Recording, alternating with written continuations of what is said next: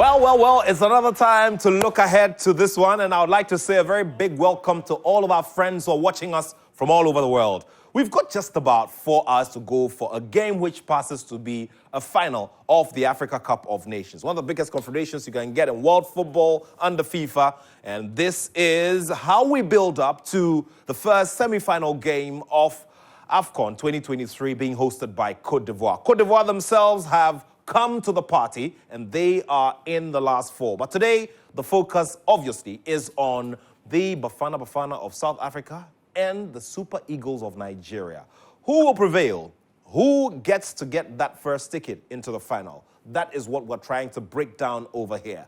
There's some good news for the Super Eagles in the sense that the reigning African Footballer of the Year by CAF, Victor Osimhen, has been, confirmed to have trained with the side, and he's overcome an initial health scare to be ready for this game. So it's all guns blazing, all talents on board as the two sides come together to see who will make it into this very big final. Well, so we cannot have this conversation without Stone because his Nigerian blood, his green, white, green blood is boiling so high this afternoon. And of course, I don't know what Victor Achutamakulu is going to be telling us this afternoon. I know he has quite a number of friends in South Africa, and he also has some admiration for a lot of things South African. We'll talk about all of that. A lot of it off air. Stone, why are you laughing? I'm not getting it. You know, when you said a lot of things South Africa, some thoughts occurred in my brain. I just like... I'm sure the thoughts are MTN, who are our sponsor. Yeah, MTN, everywhere you of go. Course, 100%. So everywhere you go, Victor Achutamakulu is thinking about a lot of things South African. We'll leave it there for now. I know Stone wants to get into the details, but we'll leave it there for now. He'll be surprised if he tries. Guys, good to have you here. Good to have you here. Yeah. Look, a fixture I'm not sure we were exactly expecting, especially because of what happened in AFCON 2021. Nigeria came into the tournament. Yeah. They were a highly rated side. We were all looking forward to them. And then the big surprise happened. They bundled out. Now, Nigeria came, started on a not so good footing, same as South Africa. And then we find both of them here in the last 4. Look, one of the things that I have loved about both teams is how progressive or the positive reactionary stuff that we have seen from both coaches. So Nigeria did not start the tournament in a manner that they would have liked to, in terms of the results that they got against Equatorial Guinea and in terms of the injury that the team suffered. But the reaction since then has been brilliant. And as the show progresses, we're going to explain to you what has served Nigeria so well and how central to that was the reaction to the injury Alassane Youssef suffered. On Monday, we explained a bit of that, but particularly in relation to today's game, because the one thing that has served Nigeria so well could also be something that South Africa could capitalize on. Wow, that's interesting. Now, tell me, whether you like it or not, the Super Eagles are here. And you were telling me about how important getting to this stage of the competition is. Of course, we were discussing off air the geopolitical issues, the issues beyond the football pitch, and all of that. Yeah, and the thing about this is, aside the football, Nigerians... Issues of diplomacy and all. Yeah, Nigerians know how important this game is. And South Africans know how important this game is. And it is a game that, coming into this competition, both teams were underdogs. Nobody thought, Nigeria will be in the last 4. I did not think that. Many Nigerians did not think that. But now we're in the final 4. We have not lost a game. And then you have South Africa, who, by the time they played and they got absolutely humiliated by Mali, where, it was as if South Africa did not know what they were doing. All of a sudden, people, including myself, thought that they were going to be out. Now they're in the semi-final. In fact, I famously said South Africa came to the AFCON for an excursion alongside Cameroon and some other countries. You've had to eat humble amala. Well, they have come to my page and pushed ahead, but at the end of the day, it's football, it's banter and all this kind of stuff. And yeah, we're having a nice time. It's South Africa, Nigeria. We're going to see what happens. All right, who gets to eat the humble eba or the pap Well, we'll get to figure all of that out. You stay right there. We'll take a message from our sponsors. And after that, we get down to the figures. Of course, later on, Adamu Ben Karimo is going to be here as well with some very, very interesting figures and what's to know as we build up to this game. 4 hours to go. It sure will be something that will get the whole continent talking. This is AFCON Today. My name is Nathaniel Atto. Conversations continue after this round of messages.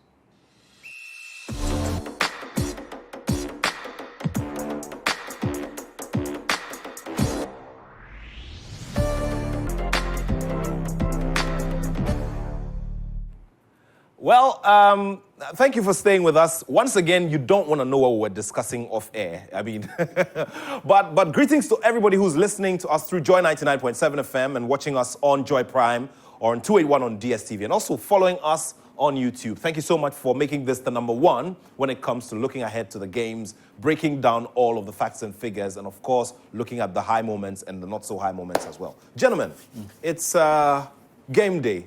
Now, Osimhen gave us a bit of a scare. He's already okay. I mean, even if he feels a little bit of the after pain and all of that, he would keep it and want to play out of, the patriotism and knowing what time it is. What I would say is this. If you've been to Lagos before, of course I have. People that sell gala, right? And they sell gala on traffic. What is gala? Gala, it's meat and sausage, like flour and sausage, that they sell. Yeah. It looks like sausage, on the traffic in Lagos. And these guys can run. They literally keep up with moving cars. Yeah. And that is why Osimhen used to do that. And when when he had that game, CAF had to take him and check him. And we Nigerians, we understand it because gala sellers and everything. But we're looking at the situation whereby he has this pain. This pain is not going to stop him. He's a Lagos boy. He cannot stop. It's not possible. When you've sold gala in traffic, you've been hit by cars sometimes. You're hit by humans. You're pushed around. Osimhen has the strength of 10 men. There is no way that a sickness is an insult to him, that kind of sickness keeps him away. He is going to be a menace to Mvala today. It's going to be a one-on-one battle between Victor Osimhen and Mvala. And I want to add one more thing before we just progress at this situation. South Africa is a strong team. Nigeria is a strong team. But at the end of the day, it's going to come down to this. And it's going to come down to a thing of shame. I will say it again. This is a game of shame. And the reason I'm saying this is this. Nigerians do not want to lose the battle online. And South Africans do not want to lose the battle online. In fact, what we are seeing right now is that Cameroon is behind Nigeria online. That's what we're seeing. I see. Half of the Ghanaians are on this side, half of the Ghanaians are on the other side. Well, you didn't expect anything else from Cameroon, did you? Cameroon has 100%. So one of the biggest sins I've committed is that I haven't visited Lagos in a while. However, Achu, who has a decently smooth background, doesn't have an idea, what it means to be walking in traffic, let alone run after people with traffic, with, grilled sausages? No. Achu is a smooth guy, smooth guy. Achu, yeah. Unfortunately... I've had my fair share of hustling before. Well, we'll talk about that another time. But, yeah. I mean, I don't look like Mayweather Jr. said that everybody looks at today. Nobody cares remembers. We don't look like what we've been through. Yeah, sure. But you haven't sold gala before. No, I haven't. That's the thing, yeah. Right.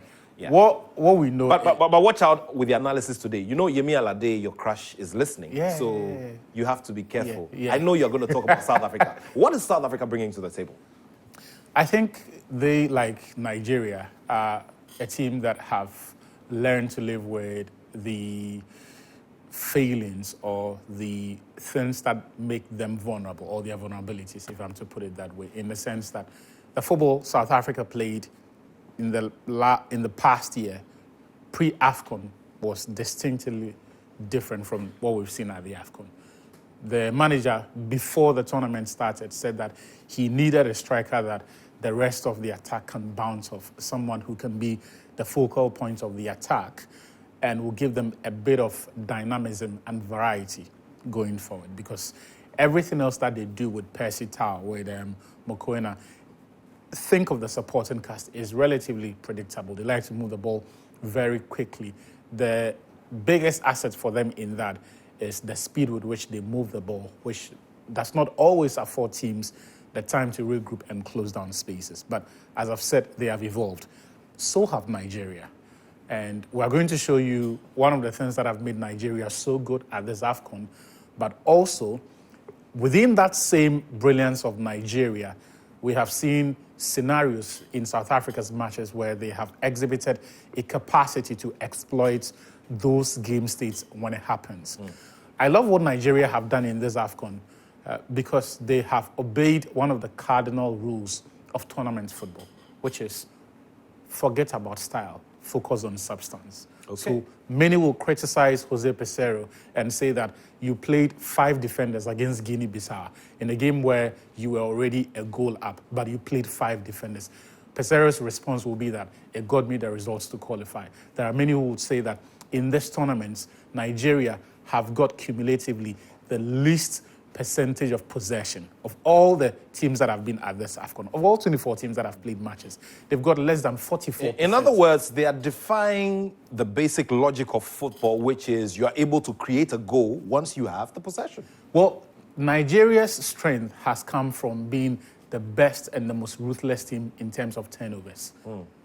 They scored a ton of goals from turnovers. So they don't need to sustain momentum to score. But when they progress play, they quickly score. We're going to show you. Exactly. Yes. So I want you to come over here. Let's have a full feel of a graphic feel of what you're talking about. Yes. So we're going to show you one of the things that has served Nigeria so well. On Monday, we explained Alassane Yusuf, his absence, and how the team adjusted. We're going to show you what we expect Nigeria will do, which will not be to deviate from norm, which is to stay compact, close down spaces, but more importantly, the players anticipate and react. They apply themselves to any situations that they see. And in games like this, in tournament football, that is one of the most important things, which is for players to assume responsibility and not wait for the coach's instruction. Because when you see the danger, action happens in real time, split-second moments. You are not going to have the time to think about it before you react. That is one of the things that I've said in Nigeria so well. So we're going to show you, and we're going to allow this to play, right? Before we try to make sense of it. Right. This is against Guinea-Bissau. And you can see the Nigerian block of players at the back here forcing the opponents to move the ball to the other side of the pitch, because when they came down here, there was no space. That space there is blocked again. They are forced to come central. A long pass comes in here. Again, quickly they close down the space. Now, let's pause this here and try to make sense of everything that we've seen. Right from this point, when the game develops, you realize that Nigeria have how many players? 1, 2, 3, 4 of their players in the vital areas at this point. Now, what that gives them is the ability to then, what that gives them is the ability to then move and shuffle the pack while also staying within proximity of the Guinea-Bissau player. So you'd realize that even when he receives the ball in space, he quickly is closed down by the Nigerian players. Okay, very well. So sure. You're going to find that diagonal pass quickly to him.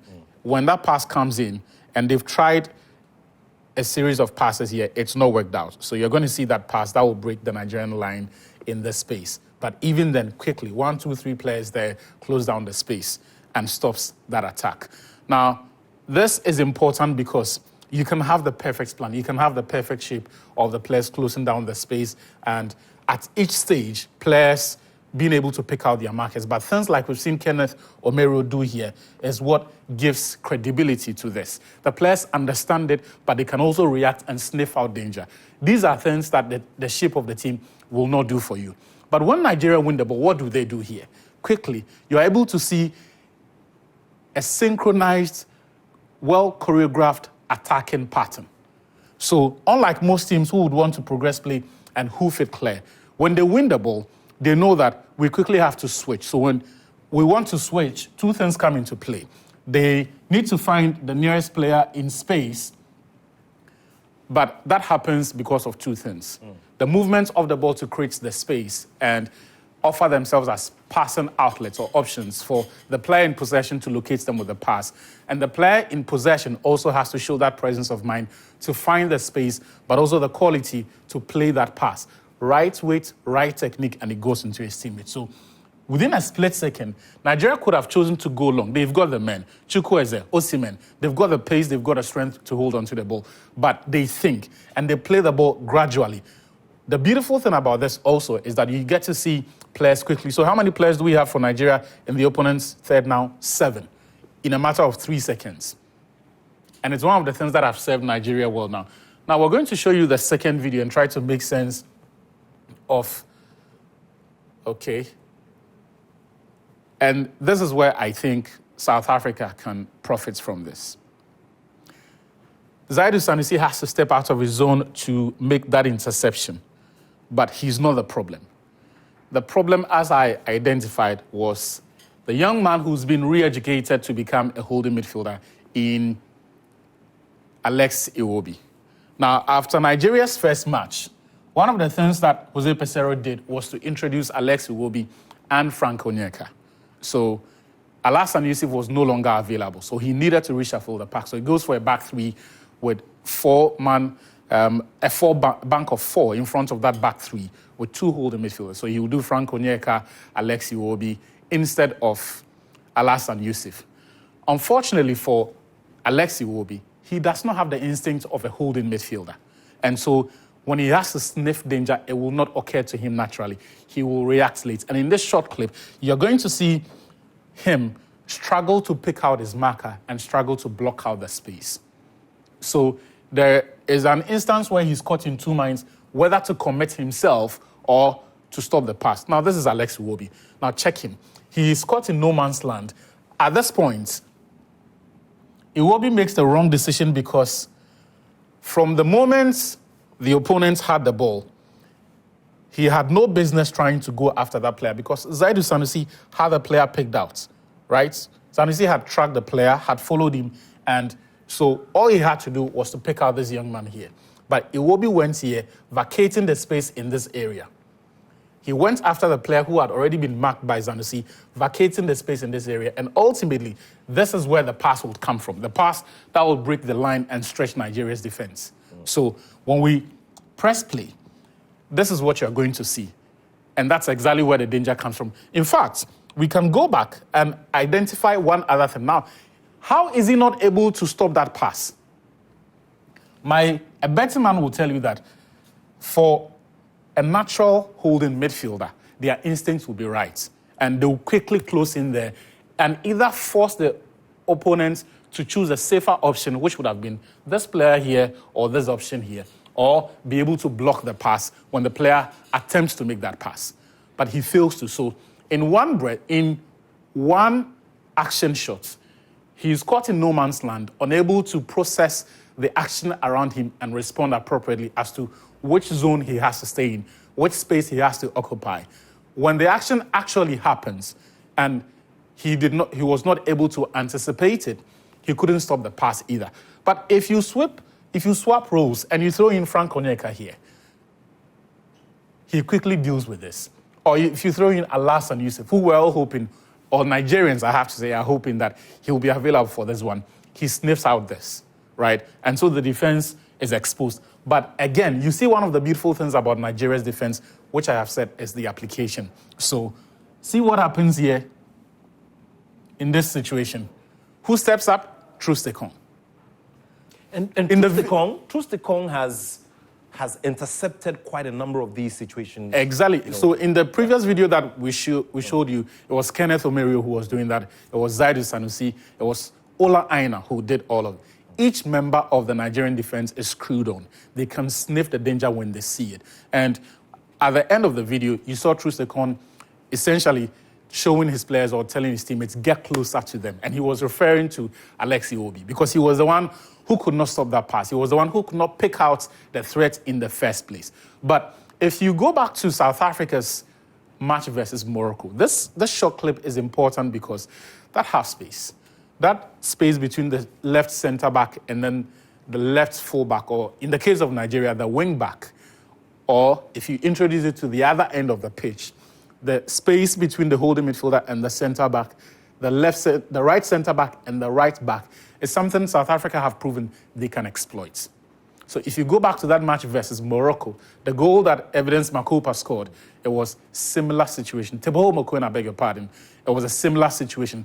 Well-worked ball. They found the space, isolated the Moroccan holding midfielder, got in behind him. The passing was good. Quick one-touch movements. They were into the space. The goal was scored.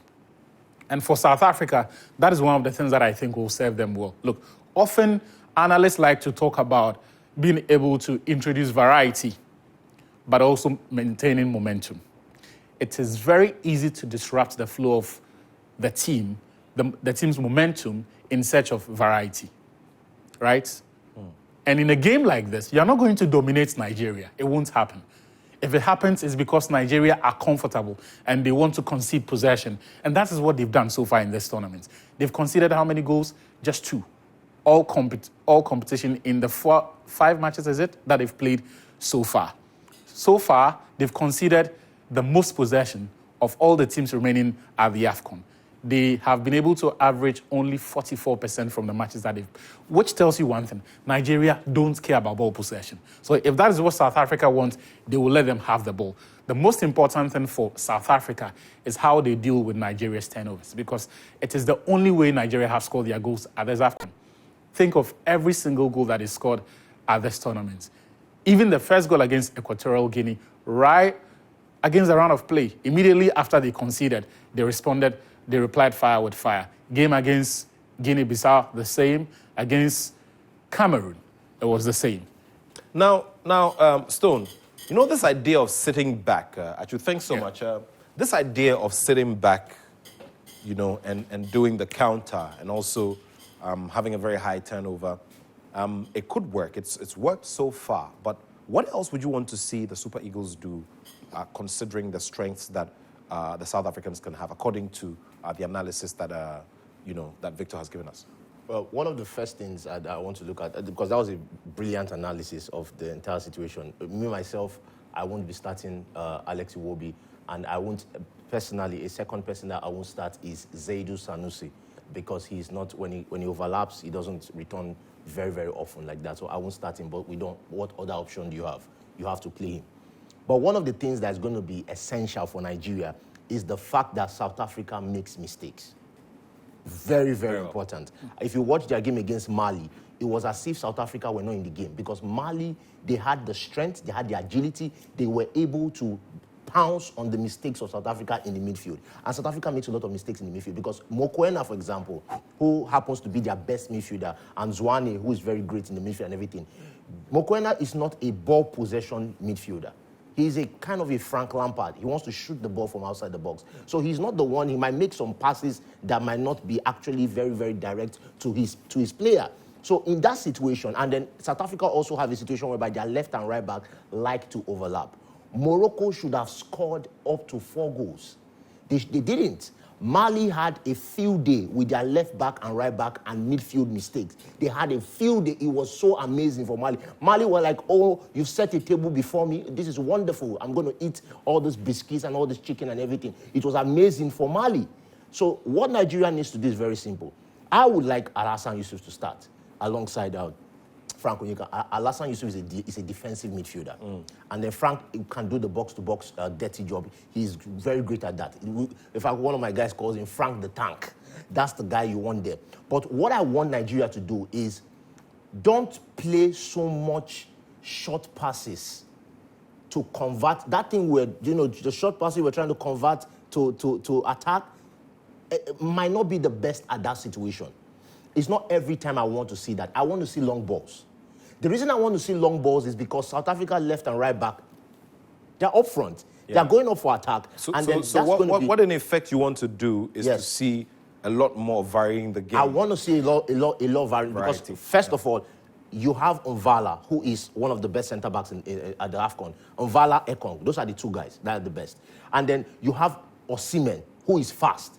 Vala, the last time he dealt with a fast striker, there was a problem. The last time he dealt with Mali, there was a problem. That was one of his poorest games that he had. So Osimhen is going to give him problems. But you see the left and right back, we need Moses Simon in this game. This is where we need speed. This is where we need accuracy. We don't need Chukwueze dribbling and going to the corner. Because you know, Moses Simon has strength. Yes. He's got good anticipation and calculation as well. And he does brilliant distribution when, you know, and he's not afraid to bring the game to you. That's one of the things I like about him. And it becomes very crucial at a time like this. He is, but I think the bigger worry for Nigeria will be Victor Osimhen. He drinks deep or he drinks not. All action style that we've seen at this AFCON is what has provided the energy for the Nigerian team. I shudder at the thought of how fit Victor Osimhen in this game. The reality is, if he's not in the condition to properly apply himself, it will affect how much he can give to the team. And this is information South Africa will have. This is the information the South African defenders and midfielders will be given.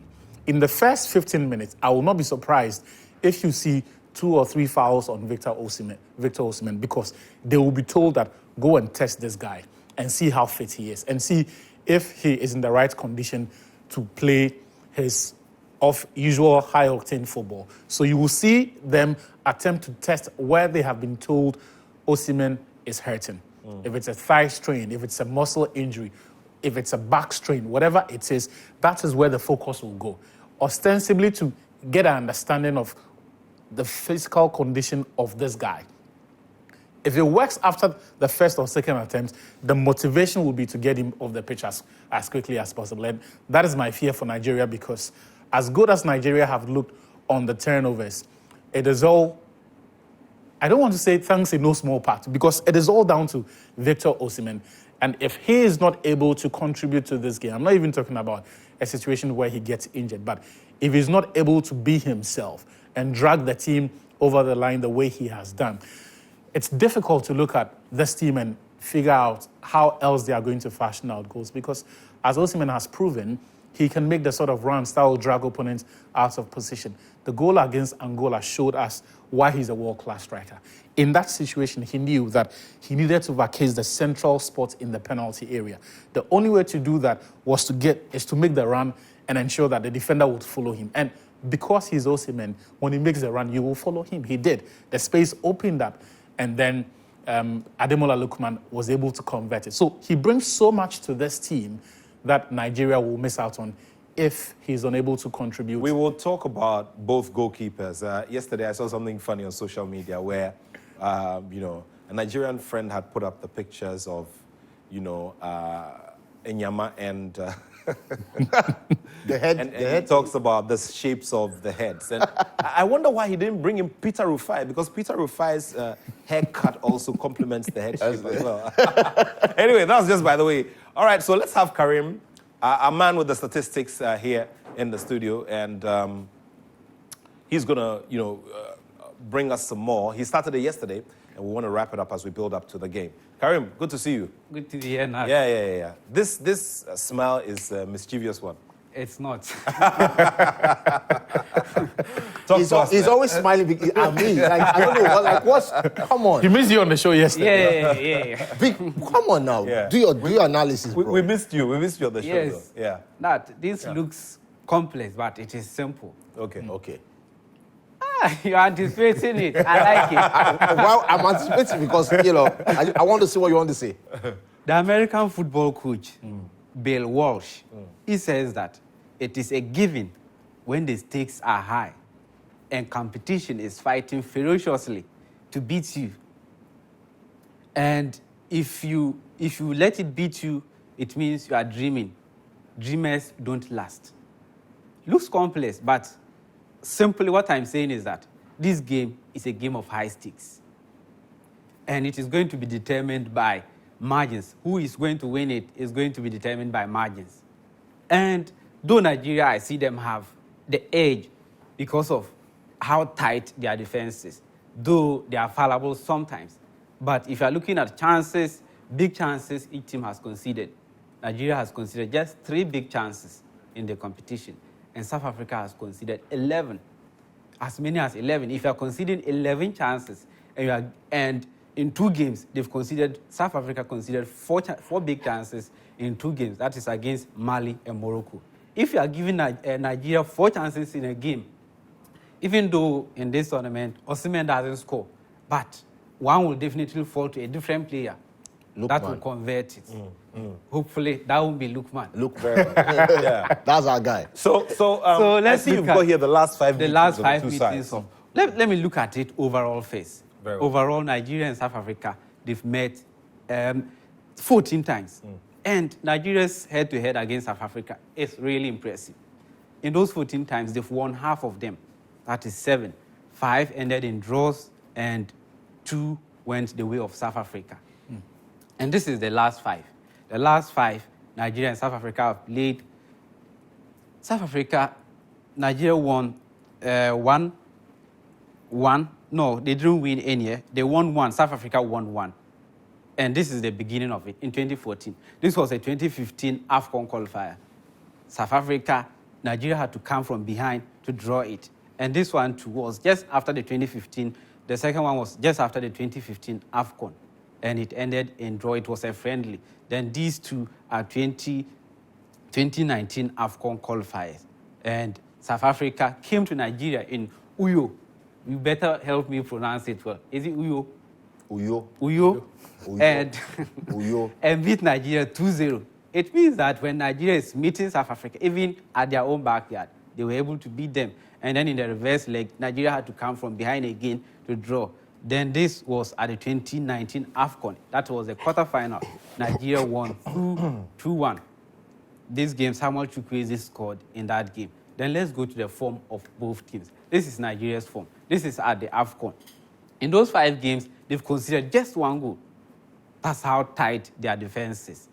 Conceded just 1 goal, scored 5. In each game, they are scoring. No matter what it is, they will find a way of scoring that goal in those 5 games. So let's move to South Africa's. In 5 games for South Africa too, they conceded 2 goals. And they are conceding big chances, really big chances. It's because of how big their goalkeeper, Rowan Williams, have come up for them. In those 5 games, they've lost 1. That was their opening game, and conceded all those 2 goals against Mali, where they considered 4 chances. It means that Mali made use of the 2 of the 4 chances South Africa conceded. In the second one, they bounced back and won against Namibia 4-0, and then against Tunisia, they drew goalless, and then the round of 16 game against Morocco, which they won 2-0, and then the final one, which was against Cape Verde, and then they won that in extra time. The head-to-head favors Nigeria, and Nigeria has the edge, but this is more than a game. It's going to take margins to determine who wins it. All right, so there we go. Mali beating South Africa, losing 2-0 to Mali, and then they beat Namibia by 4-0. And then South Africa and Tunisia. Drawing goalless. And then winning 2-0 against Morocco. And then Cape Verde. Cape Verde. Okay, well, guys, we need to start wrapping up now. And so we're going to take final thoughts. Yeah. I think South Africa deserve a bit more credit than we've actually given them. Okay.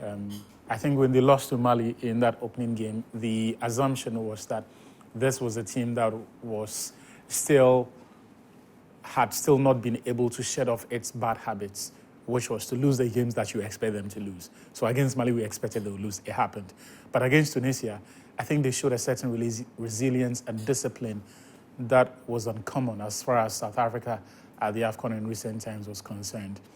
But against Morocco, they upped the ante. They stayed in the games. So yes, they conceded the chances that Stone has mentioned. But as the game evolved, they managed the game better. And they showed a certain understanding of the real game state scenarios. And that is one of the things I love about, that's one of the things by which I rate coaches.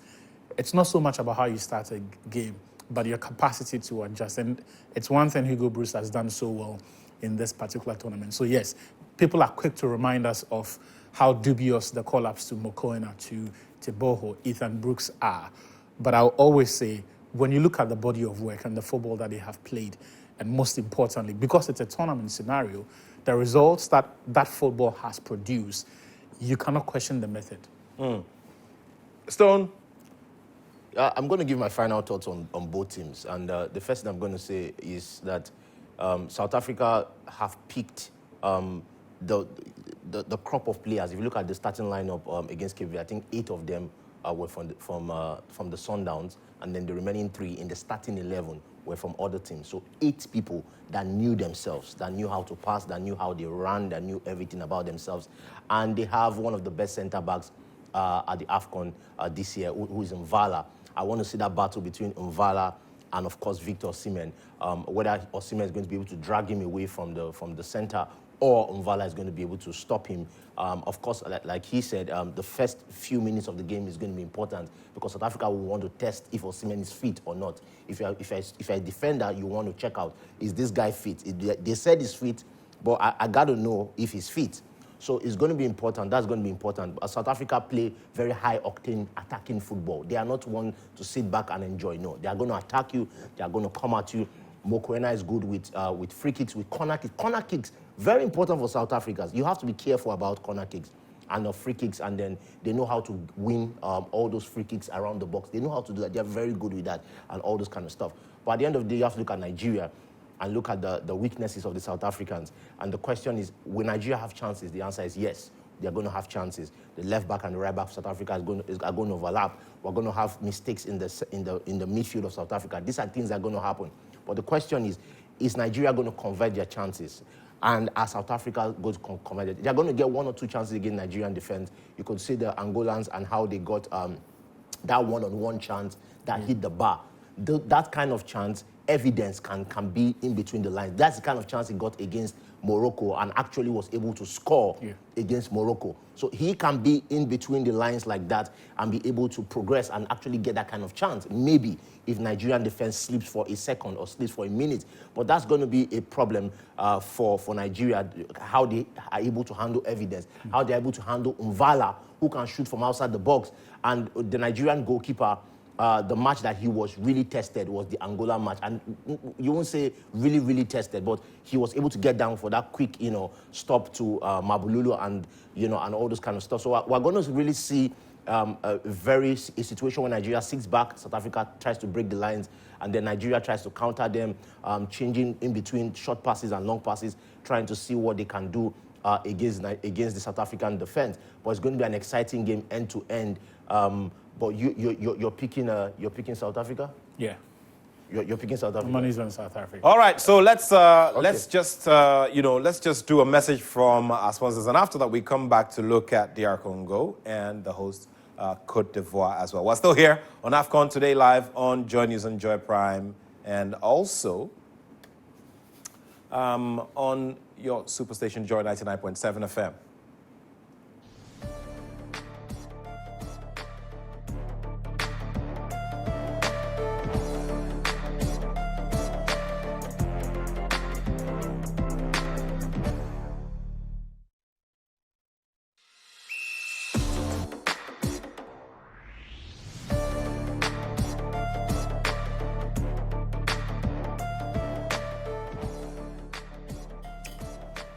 Well, it's time to take a look at the hosts of the competition. Well, at a certain point, we thought that, they probably were going to exit, and the fans were also going to stay away. In fact, at a certain point, the fans were very, very angry.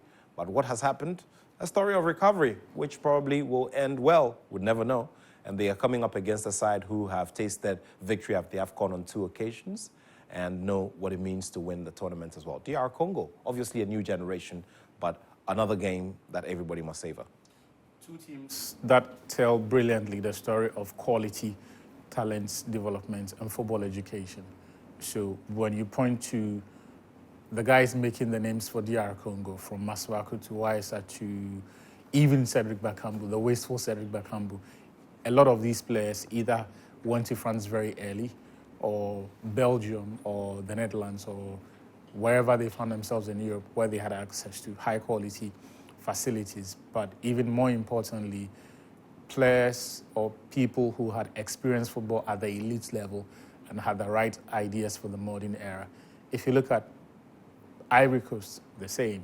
In fact, even for those who had their education in Ghana, it was at world-class facilities. An example was the young man who scored the leveler for them against in the recent match that they played, Simon Adingra. Adingra was educated at the Right to Dream Academy here in Ghana.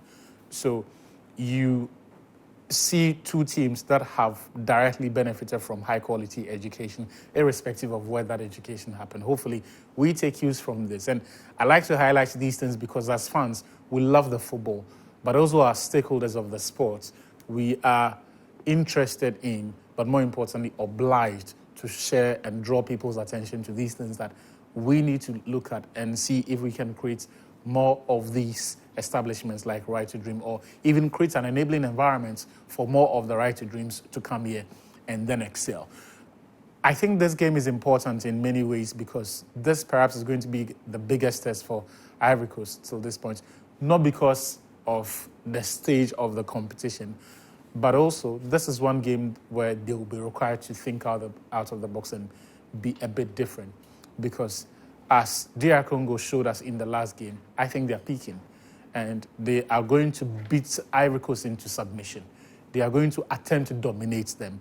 The problem for me will be, do Ivory Coast adjust to that and say we're going to concede possession and allow them to dominate the game, which will be a very difficult thing to do, because when you're the host nation and you're playing that kind of football, the atmosphere, the energy in the stadium, the demands of the fans can force you to abandon the game plan. The coach can tell the players, we stay in this zone. We don't commit forward. We stay in this space and protect the ship or protect our box. But if players get the ball and the fans are urging them on to make that 50-meter dash, to go forward, to attack, they can be conflicted. So that is one thing I'm looking out for, how Ivory Coast stay to the plan. Because in the two matches that they played against Senegal and the quarterfinal match, they showed a lot of desire, but also discipline. But in all of these things that we say about the shape of the team, all of the technical nonsense that we try to talk about, the most important thing for Ivory Coast for me has been the game management from MS Fire. The substitutions that he's made and the impact of those.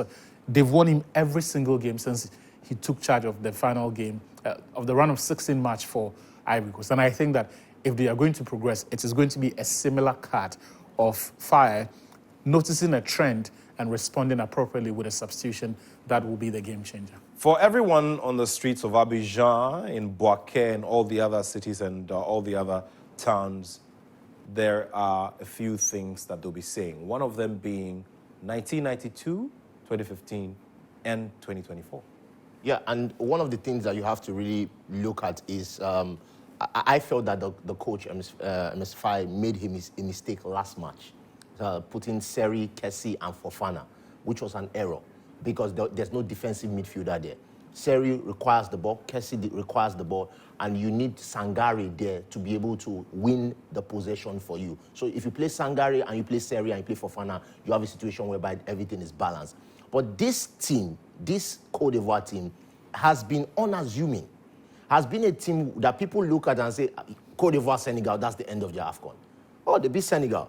Oh, Côte d'Ivoire, Mali, that's the end of their AFCON. Oh, they won? Okay. Côte d'Ivoire, DR Congo, many people are saying this is the end of their AFCON because you have a DR Congo team that has matured at this AFCON. It was a maturing process. They were going on. We used to talk about, they miss lots of chances. They create a lot of chances, they miss everything. But you have Masuaku, who is the best, people say is the best left back at this competition. He can shoot, he can score, he can defend, he can do everything, and he also has pace. So you have a situation whereby this DR Congo team, you have Wisatu. Both of them, they have developed, they have matured, and now Côte d'Ivoire have to play at that level. This is not a game you come in and say, like he said, I want to sit back, because you have the 13th man, who is the fan. The fans are going to urge you on. And you have a situation whereby you have to play Sebastian Haller. That is the game changer. He has to be there, and he has to step up. And one of the major things I have to look at in Côte d'Ivoire is that, aside the substitution, which have been absolutely amazing. I mean, this has been I think the best game management in terms of this AFCON, the best game management by any coach at this AFCON is Cote d'Ivoire. But one of the things is that the players that we laughed at the group stage, like Pepe and all those guys, they have turned up at the knockout stages. So the Cote d'Ivoire players have also matured and are maturing and are growing in this AFCON. So we have a Cote d'Ivoire team that is maturing in the AFCON. We have a DR Congo team that is maturing in this AFCON. They scored 3 goals in their last match. Normally, they'll miss lots of chances and all this kind of stuff. Now we have DR Congo, an attacking team, and Cote d'Ivoire, who is very stubborn and very resilient. And they have the fans behind them, and they have everybody, the country behind them and everything. And now they must show up. This is not a match of underdogs anymore. I'm not sure anybody on the street of Abidjan or Cote d'Ivoire people would actually think that, oh, I want to go there and watch my team pack the box. No, this is you are Cote d'Ivoire. When people mention Cote d'Ivoire in African football, you're part of the giants. So we don't want to come here and see Cote d'Ivoire packing the box and DR Congo attacking, and then you now win via counter-attack. Wonderful. You won the game, you progress to the finals. But at what cost? I mean, we're looking at you. Are you a superpower or not? So I want to see Cote d'Ivoire dominate this game. They have the midfield to dominate it. They have the attack to dominate it. They have the defense to dominate it. Their goalkeeper has been tested. He's an averagely good goalkeeper. Might not be excellent, but averagely good. So I want to see Fofana impose himself on this game. Fofana has to stop the DR Congo midfield. He has to stop it. He has to end it. They cannot progress in the midfield. And then Sangare has to be there. All those runs of Masuaku and all those things, they have to be stopped. And Sangare is the guy to do it. You don't bench Sangare in this game. He has to play, but Fofana has to be there too. I think that if they impose themselves on this game, if they mature, if they show that resilience, they should be able to, this should be a walkover for them. As big as they are, as the name of them, the way the players are maturing. Pepe, Fofana, who to many people, is the best midfielder at this AFCON. Fofana, to many people. Now, some people he's top 3, but he has been amazing at this AFCON. And I'm looking at the situation whereby Kessie comes off from the bench and maybe scores the 3rd goal and the match ends 3-0. 3-0. Okay, so Stone thinks it's going to be a 3-0 situation in here. If they impose themselves. I think it will be closer.